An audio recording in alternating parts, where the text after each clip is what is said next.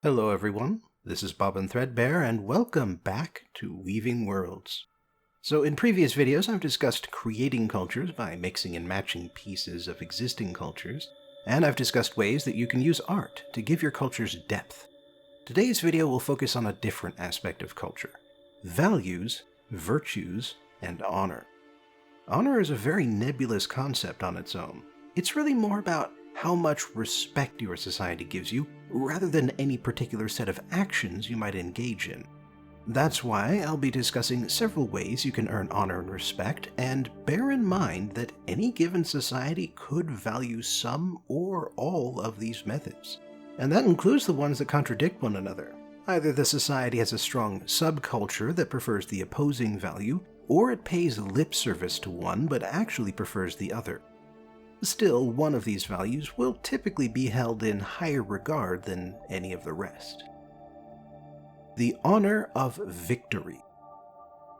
This is a nice straightforward value, and it's one that's present in most societies, whether past, present, or future. However, the way a person earns the honor of victory can be very different from one place to another. The most old-fashioned way to earn victory is through raids, conquests, and duels. When you take part in a raid or conquest, you earn the most honor by defeating the most dangerous enemy or by bringing home more wealth than anyone else. A duel, however, is more personal, and the purpose of winning a duel is to prove who is right and who is weak.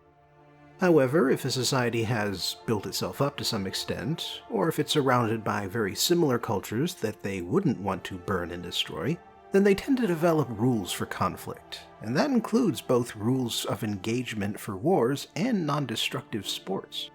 These sports generally start out as war games, but as time goes on, they tend to evolve in new directions. Polo, for instance, was originally a way to teach cavalry riders how to fight infantry from horseback. I should also mention that there are, in general, two ways to evaluate the honor of any given victory. The first is to succeed when the chances of success appear to be very low. Your opponent appears strong, your own forces appear weak, or the rules of the conflict don't allow either side to have a big advantage. And I'm saying appears for all of this because reality doesn't matter when it comes to honor. What matters is what people think happens, which is what makes cheating a high-risk, high-reward endeavor. The other evaluation is based on how complete a victory is. If you humiliate your opponent, if you destroy them completely, then that will also earn you honor.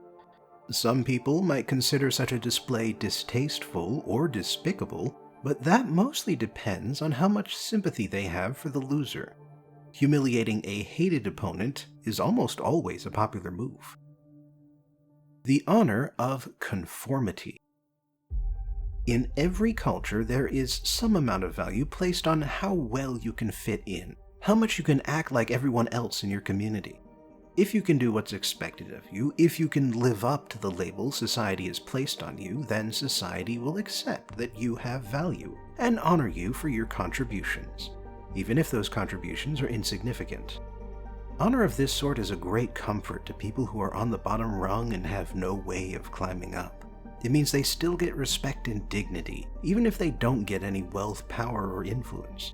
All you have to do is perform the job you're given, support the people in charge, and keep any unpopular opinions or preferences to yourself, at least in public. Of course, the big downside of conformity is that while most people can fake it, the number of people who can live it is impossibly small. We all have our secrets, the sides of ourselves we wouldn't want to share with anyone else, and when a society emphasizes conformity, the number of those secrets multiplies. After all, the more you have to behave like someone else, the more of a lie you have to live. This results in high stress levels among the lower classes and in debauchery among the upper classes. The lower classes will thus become aggressive and unhappy as they try to deal with their stress, and the upper classes who have the money to hide their actions will indulge in all of their urges, no matter how horrible they are. After all, when every hidden thought is a sin, it's hard to keep track of which ones are worse than the others. The honor of independence. This is the opposite to the honor of conformity. The only respect worth earning is the respect you get from forging your own path, being your own person, making your own fortune. You can be anything you want to be, and the amount of money you earn isn't nearly as important as how you get it. Honor of this sort is also a great comfort to the people on the bottom rung. It gives you the idea that no matter how low you are, you can always rise up and create your own future. It lets you believe that hard work and determination will always pay off, if not now, then eventually, in the long run. All you have to do is stay true to yourself and pay attention to the opportunities around you. But then there's also the downsides. Individualist societies tend to be more tolerant of idiosyncrasies and differences than conformist societies, but then they also tend to despise the lower classes. After all, if anyone could succeed and build a better future for themselves, then clearly the only reason farm hands and factory workers and store clerks remain in their jobs is because they're lazy, or they gave up. And so to keep up the idea that personal contributions are more important than, say, family wealth, educational access, market forces, systemic racism, and monopoly shutouts, instead, the workers and laborers are blamed for their own poverty. The Honor of Stoicism. Expressing emotion can be perceived as a weakness. Social animals are programmed to display their emotions, and as the most social of animals, humans have a very wide variety of emotional cues. Body language, facial expressions, eye movements, vocal tones, all of that can give away what we're thinking. And if someone else knows what you're thinking, knows what you care about and what you don't, then they can use that knowledge to hurt you. A Stoic, at least in this sense of the word, is someone who has trained themselves to not give anything away. No expressions, no movements, no passions of any sort, at least not so that anyone can see. And in some cultures, this dedication to dispassion is admired. You are refusing to let anyone see your weaknesses, and that can make a person dangerous and unpredictable. However, it can also make them terrible company. Like I said, emotional expressions are a big part of communication, one that transcends language.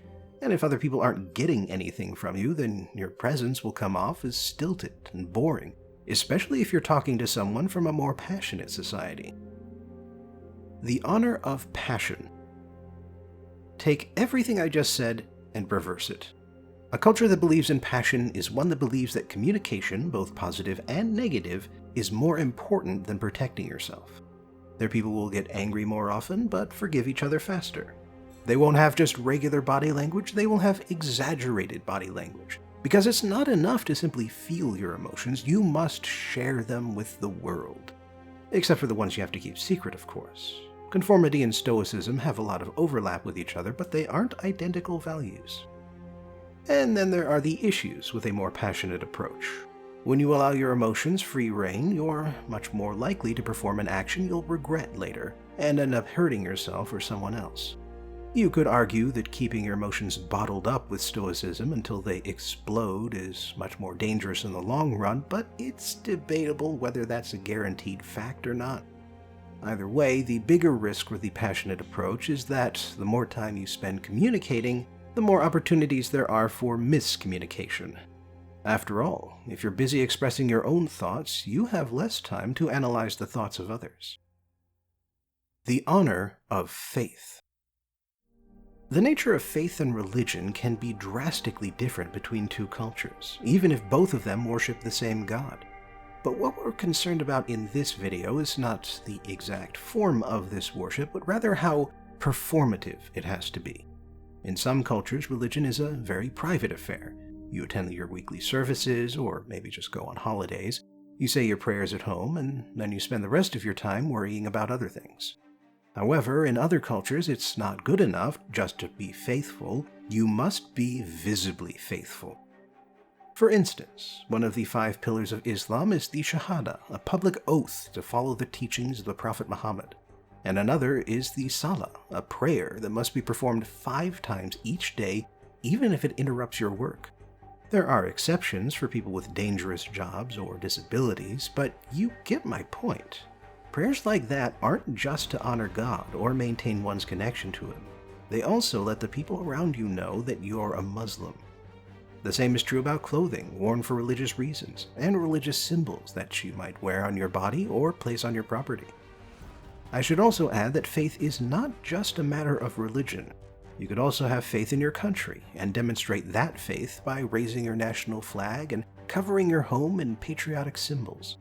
Or you could have faith in a person, usually a demagogue of some sort, and you can display your membership in their cult of personality.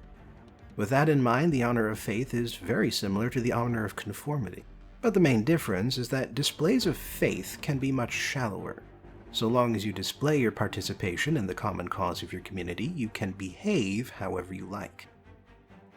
The honor of self-respect. I figured I shouldn't talk about honor without at least mentioning self-respect, even though there's no culture on Earth that values it. Oh, they can say they value self-respect, but there's no real way for them to encourage it. When you boil it down, culture is nothing more than a series of social interactions, and the only way to gain self-respect is through personal reflection. So while a culture can encourage you to act confident, it can never cause you to feel confident. With that in mind, the actual key to honor through self-respect is to come up with your own personal honor code and to avoid breaking that even when you're subjected to significant social pressure. And that's why culture doesn't help. Culture is significant social pressure, and so it can't really encourage someone to resist itself. As such, individuals with a personal concept of honor are found in roughly equal numbers in every culture. Sometimes things don't end well for them, but that's the risk you take. Anyway, aside from that last segment, honor is very much a social construct used to measure the value of individuals and rank their contributions to their community. So when you're coming up with nations and culture groups in your setting, a quick way to determine their character is to define what they consider honorable. Thanks for joining me again for today's journey into weaving worlds. Please like, share, and subscribe because that raises my visibility here on YouTube. Check out my other stuff if you have some time, support me on Patreon if you have some money, and I hope I'll see you again for the next video.